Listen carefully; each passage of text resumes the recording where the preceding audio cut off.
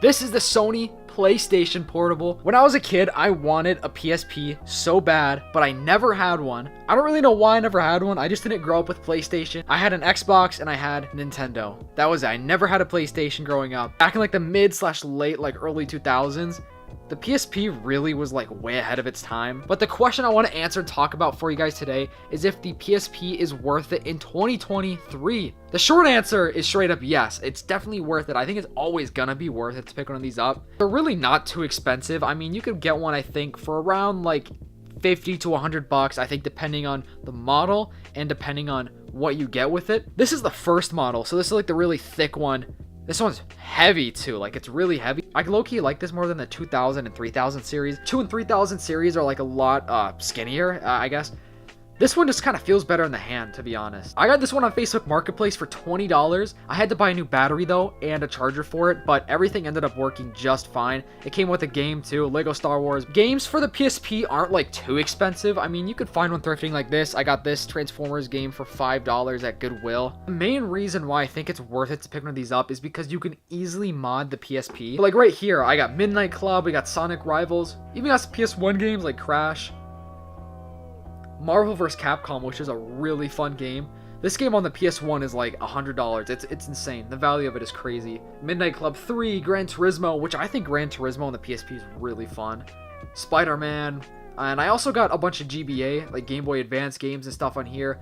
Whole emulator, I have all the Pokemon games and everything. I prefer to play them like on the actual like Game Boy and like DS and everything, but I mean, it's kind of cool that I have it. I don't really play it on here, but the best thing about modding and downloading games is that you don't have to hear the disc spinning in the back of the PSP while you're playing the game.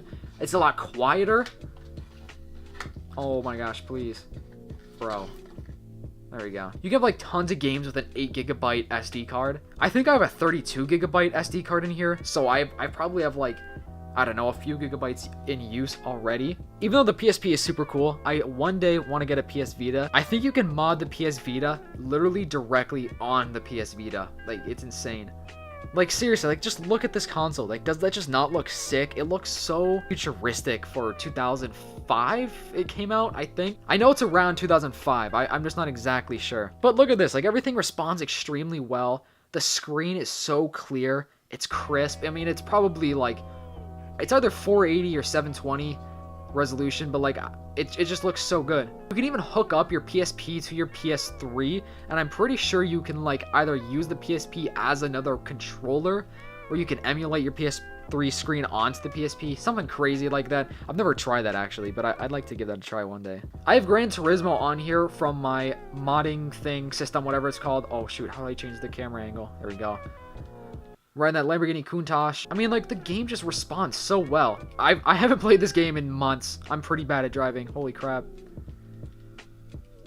Eventually, I'd like to do, like, a video of, like, my top 5 favorite PSP games.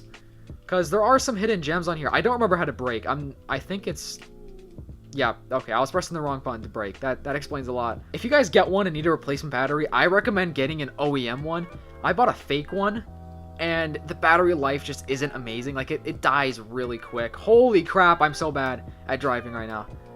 I mean, I can still get like a good 2 or 3 hours of gameplay in with a full charge, I'm pretty sure, on my battery.